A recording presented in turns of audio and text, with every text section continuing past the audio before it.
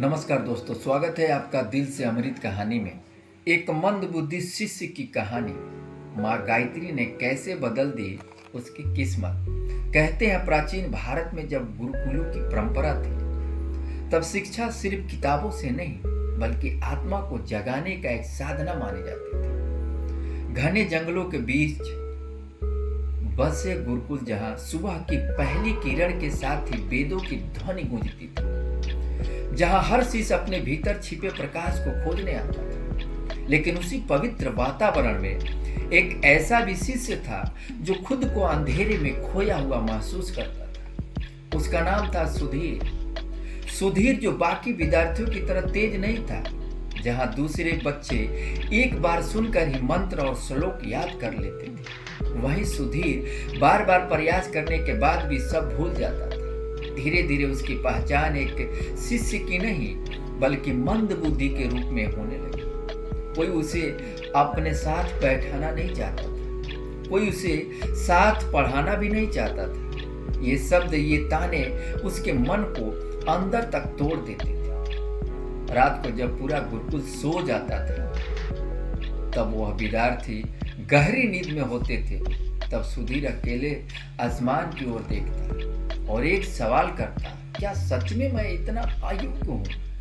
उसकी आंखों में आंसू होते, लेकिन दिल में कहीं एक छोटी सी उम्मीद भी जलती रहती थी कि शायद कोई रास्ता हो, कोई चमत्कार होगा जो उसकी जिंदगी बदल देगा। और शायद यही उम्मीद उसे हर दिन टूटने से बचा रही थी। एक दिन गुरुकुल में सभी विद्यार्थी एकत्र किया गया। गुरुजी का चेहरा उस दिन कुछ अलग ही तेज से चमक रहा था। उन्होंने शांत स्वर में कहना शुरू किया, इस संसार में सबसे बड़ी शक्ति क्या है? शक्ति तलवार की नहीं होती, शक्ति धन की नहीं होती, सबसे बड़ी शक्ति है ज्ञान की, और उससे भी ऊपर है मंत्रों की शक्ति। सभी विद्यार्थी ध्यान से सुन रहे थे, लेकिन सुधीर के लिए ये शब्द जैसे किसी नई दुनिया के द्वार खोल रहे थे। गुरुजी आगे बोले, माँ गायत्री का मंत्र एक ऐसा दिव्य मंत्र है जो अज्ञान के अंधकार को मिटाकर बुद्धि को प्रकाशमय करती है।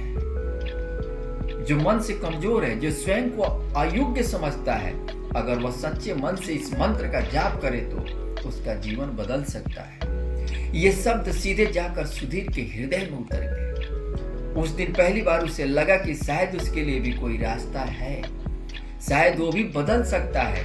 और उसी क्षण उसने एक संकल्प लिया। अगले दिन से ही सूरज निकलने से पहले, जब पूरा गुरुकुल सो रहा था, सुधीर चुपचाप उठता, नदी के किनारे जाता और आंखें बंद करके माँ गायत्री का जप शुरू करता। शुरुआत आसान नहीं थी, मन भटकता था, विचार इधर उधर भागते थे, लेकिन इस बार उसने हार मानने का फैसला नहीं किया। दिन बीतते गए, उसका जप गहरा होता गया और धीरे धीरे उसके भीतर कुछ बदलने लगा। जहाँ पहले उसका मन अशांत रहता था, अब वह एक अजीब सी शांति उतरने लगी। जहाँ पहले शब्द उसके दिमाग में टिकते नहीं थे, अब वही शब्द जैसे अपने आप याद होने लगे। गुरुजी भी ये परिवर्तन देखकर आश्चर्य में थे, लेकिन सुधीर जानता था ये उसका नहीं, माँ गायत्री का चमत्कार है।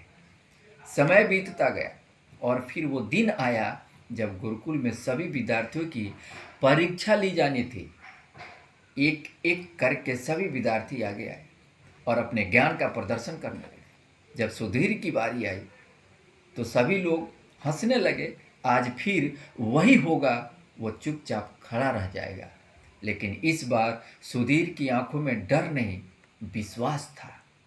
उसने धीरे से बोलना शुरू किया और फिर एक के बाद एक श्लोक। उनके अर्थ इतने स्पष्ट और आत्मविश्वास के साथ कि पूरा गुरुकुल स्तब्ध रह गया।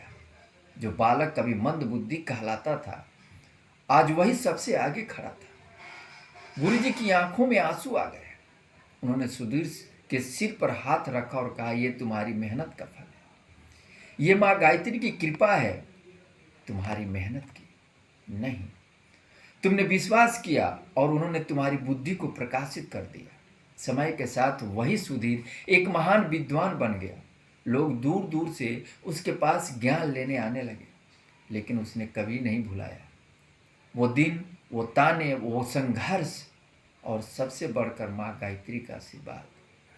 तो अगर आपको कभी लगे कि आप दूसरों से पीछे हैं, आप में कुछ कमी है, तो याद रखिए, अंधेरा कितना भी गहरा क्यों ना हो, एक सच्चा मंत्र, एक सच्चा विश्वास आपकी पूरी दुनिया बदल सकता है।